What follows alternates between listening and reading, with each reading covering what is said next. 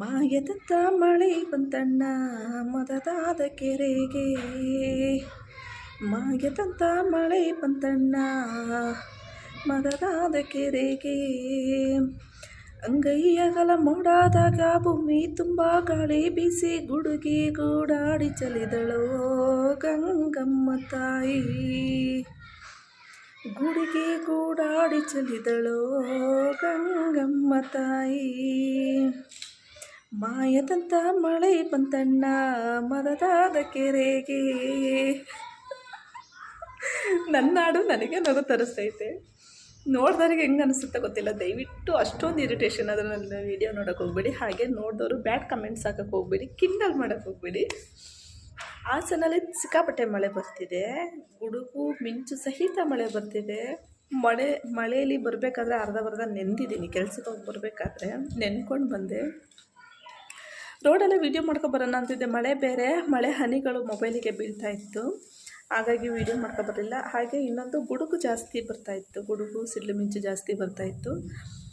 ಸಿಡ್ಲು ಮಿಂಚು ಜಾಸ್ತಿ ಬರಬೇಕಾದ್ರೆ ಮೊಬೈಲ್ ಯೂಸ್ ಮಾಡಬಾರ್ದು, ಅದು ನಿಮಗೆ ಗೊತ್ತೇ ಇದೆ. ಹಾಗೆ ಹೇಳ್ತಾ ಇದ್ದೀನಿ ಕೂಡ, ಗುಡುಗು ಸಿಡ್ಲು ಮಿಂಚು ಬರಬೇಕಾದ್ರೆ ಮೊಬೈಲ್ ಮಕ್ಕಳು ಕೈಲೂ ಕೊಡಬೇಡಿ, ಹಾಗೆ ನೀವು ಯೂಸ್ ಮಾಡಬೇಡಿ. ಸ್ವಲ್ಪ ನಿಮ್ಮಿಂದ ಸ್ವಲ್ಪ ದೂರದಲ್ಲೇ ಇಟ್ಟಿರಿ ಮೊಬೈಲ್ನ. ಬರಬೇಕಾದ್ರೆ ಅದಕ್ಕೆ ವೀಡಿಯೋ ಮಾಡಲಿಲ್ಲ, ಮಳೆ ತೋರಿಸ್ಕೊಂಡು ಬರಲಿಲ್ಲ. ನಾನು ನೆನ್ಕೊಂಡು ಬಂದೆ ಬರಬೇಕಾದ್ರೆ. ನೆನ್ಕೊಂಬಂದಿರೋ ಖುಷಿಗೆ ಹಾಡು ಹೇಳ್ಕೊಂಡು ನೆನಪಾಗಿದ್ದೆ ಆ ಹಾಡು ನನಗೆ. ಆ ಹಾಡು ಏನೋ ಒಂಥರ ಕೇಳೋಕ್ಕೆ ಚೆನ್ನಾಗಿದೆ, ನನಗಿಷ್ಟ. ನನಗೆ ಇವಾಗಿನ ಹಾಡು ಕೇಳೋದಕ್ಕಿಂತ ಆವಾಗಿನ ಹಾಡುಗಳು ಕೇಳ್ತಾ ಇರ್ತೀನಿ. ರವಿಚಂದ್ರನ್ ಸರ್ ನಾವು ಮತ್ತು ವಿಷ್ಣುವರ್ಧನ್ ಸರ್, ಆಮೇಲೆ ಈಗ ಸೇವಂತಿದು ವಿಜಯ ರಾಘವೇಂದ್ರ ಸರ್ ಇದ್ದಾರಲ್ಲ ಅವ್ರದ್ದು.